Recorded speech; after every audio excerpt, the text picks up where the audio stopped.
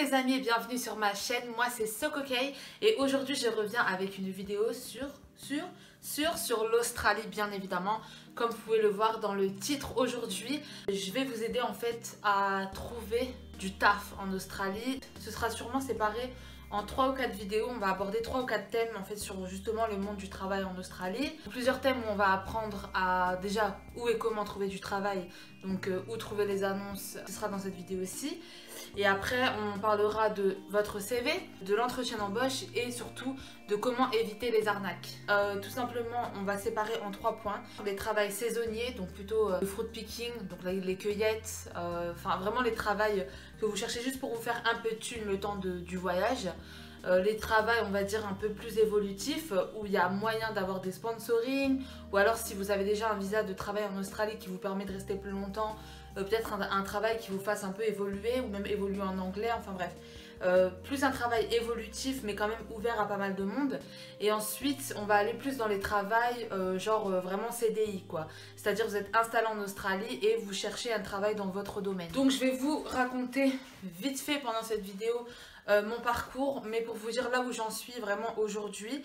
Bon déjà je suis arrivée en Australie, j'avais un anglais plutôt pourri, enfin en France on dirait qu'il était bien mon anglais, mais en vrai il était pourrave quoi. Enfin je veux dire je comprenais pas trop en fait ce que les gens ils me disaient.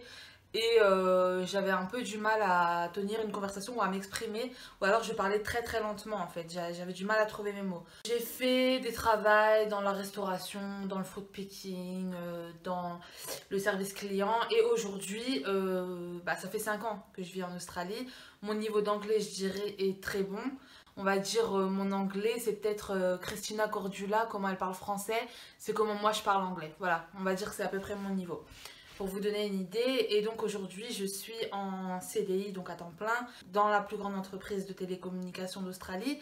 Et donc je travaille dans la télécommunication et le marketing spécifique aux entreprises. J'avais d'abord envie de vous faire ces vidéos là parce que je me suis rendu compte que je suis limite, je dirais pas devenue une experte, mais je commence à avoir plutôt des facilités en fait à dénicher des tafs. J'ai eu plusieurs offres d'emploi différentes, enfin bref, ça commence à devenir beaucoup plus facile pour moi maintenant comparé à quand je suis arrivée la première fois. J'ai mis une bonne année, voire une bonne année et demie avant de trouver un travail, on va dire à peu près concret quoi. Donc d'abord on va parler des sites internet. Si j'oublie des choses, je vous mettrai tout en barre d'infos, donc tous les sites qui me reviennent en tête et tout, je vous mets tout ça en barre d'infos. Forcément en Australie je vais vous dire la plupart des travails on les trouve sur internet, c'est un pays quand même très développé. Je sais pas comment ça se passe maintenant en France, ça fait 5 ans que je suis partie, mais quand je vivais en France on faisait beaucoup d'applications sur internet, mais on envoyait aussi pas mal de courriers et on déposait les CV en magasin. Ici, déposer les CV en magasin, ça se fait beaucoup moins. Vous pouvez le faire peut-être plus dans les petites villes, dans les petits villages, déposer votre CV, ça peut marcher. En ville aussi, parfois ça peut marcher.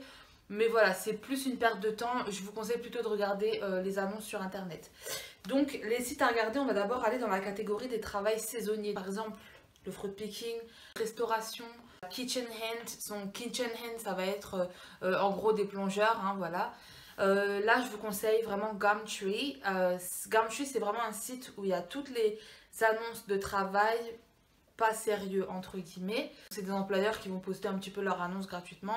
Ils vont souvent laisser un numéro de téléphone à appeler ou une adresse mail pour envoyer votre CV. Donc je vous conseille vraiment Gumtree. Souvent pour le fruit picking on vous demande juste de téléphoner ou d'envoyer un texto, dire que vous êtes disponible hein, tout simplement. Donc pareil, je vous mettrai le site en barre d'infos. Et sinon il y a un autre site, je me souviens plus comment il s'appelle, mais il y a le mot backpacker à l'intérieur, je vous le mettrai en barre d'infos. C'est vraiment relatif au backpacker, donc ça c'est vraiment cool pour les travails saisonniers. Je sais plus exactement comment ça s'appelle, je vous l'écris là et je vous le mets en barre d'infos bien évidemment. Une autre chose qui peut être bien, c'est forcément de vous sociabiliser, d'essayer de rencontrer le max de personnes, de pas trop traîner forcément entre Français, mais plutôt de côtoyer des Australiens justement qui vont pouvoir vous faire rentrer dans des tafs plutôt sympas. Donc ça c'est une chose. Et puis une autre astuce, c'est aussi d'être dans des groupes d'expatriés en Australie. Donc par exemple aller sur Facebook, dans des groupes de Français en Australie ou d'expats en Australie. Parfois c'est possible que quelqu'un en fait ait un travail qu'il va quitter et qu'il cherche quelqu'un pour le remplacer. Donc c'est fortement possible que vous ayez des annonces sur cette page Facebook comme par hasard dans votre quartier et que donc vous trouvez un travail de cette façon-là. Si vous cherchez à faire du fruit picking, donc des cueillettes de fruits ou de légumes, peu importe, ça fonctionne par saison, forcément. Donc je vous conseille de vous renseigner sur internet. Je ne vais pas faire une vidéo dessus parce que moi je suis pas très calée. J'ai fait du fruit picking peut-être pendant 3 mois pour un seul fruit, donc voilà. Je vous conseille de regarder sur internet à quel endroit on cueille les fruits, à quel moment. J'espère que vous avez bien compris.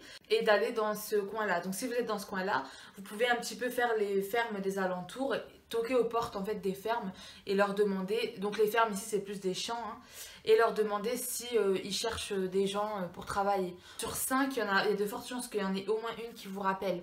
Donc voilà, ça peut vraiment vous aider. Et ensuite, l'autre manière forcément, c'est les auberges jeunesse ou dans les petits centres commerciaux, vous avez souvent des tableaux avec des gens qui annoncent des petits travails. Ensuite, pour les travails plus sérieux, vous allez aller sur des sites comme Jora, Indeed, Seek, Career One.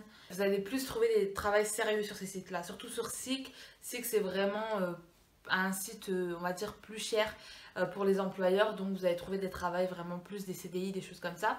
Ensuite, l'autre astuce, c'est les agences d'intérim. Très souvent, aller en agence d'intérim ou téléphoner à une agence d'intérim, ça ne fonctionne pas. Ils vont juste vous dire « Ah, en ce moment, on n'a pas de travail ». En fait, ce qu'il faut faire surtout, c'est regarder les annonces sur internet et leur envoyer votre CV pour une annonce n'importe laquelle.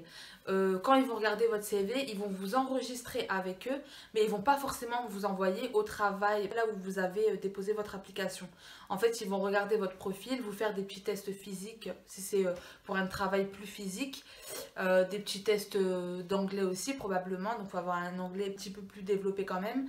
Et vous envoyer voilà, dans le coin qu'ils pensent qui marchera le mieux pour vous tout simplement. Donc voilà pour ce qui est des agences d'intérim. Une autre astuce aussi, c'est les journaux. Donc il y a un journal ici qui s'appelle The Advertiser.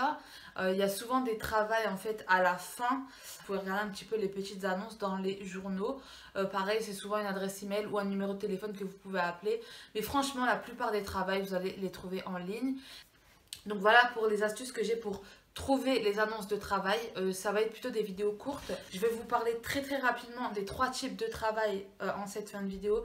Donc vous avez les travails casual. C'est des travails, en gros, on vous appelle quand on a besoin de vous. Mais il y a des travails casual où en fait c'est des heures fixes finalement, où ils ont besoin de vous tous les jours en fait. Donc ils vont vous faire travailler comme un temps plein, mais sur un casual. Donc ce qui veut dire que votre salaire va être un petit peu plus élevé, mais vous n'aurez pas le droit au congé maladie et vous n'aurez pas le droit au congé payé.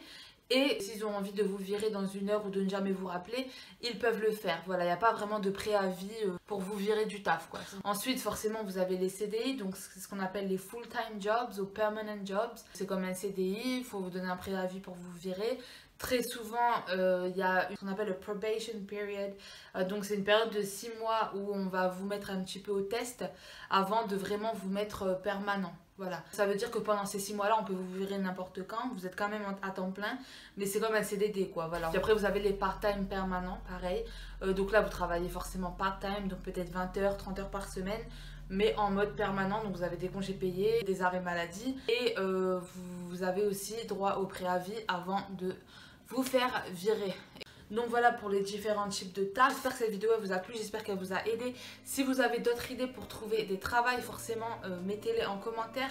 Dans la prochaine vidéo, je vous expliquerai comment faire votre CV. Je vous conseille de vous abonner parce que je n'ai pas encore de planning de quand est-ce que je vais la mettre, mais je pense dans 2 semaines je vous mets la vidéo de comment faire son CV, voilà comment le réussir. Je vous montrerai un petit peu le mien très certainement. Et après on ira vers comment réussir son entretien d'embauche. Donc voilà, j'espère que ça vous a vraiment aidé. Si c'est le cas, n'oubliez pas de mettre les pouces bleus. Et moi, en attendant, je vous fais de gros bisous. Bisous.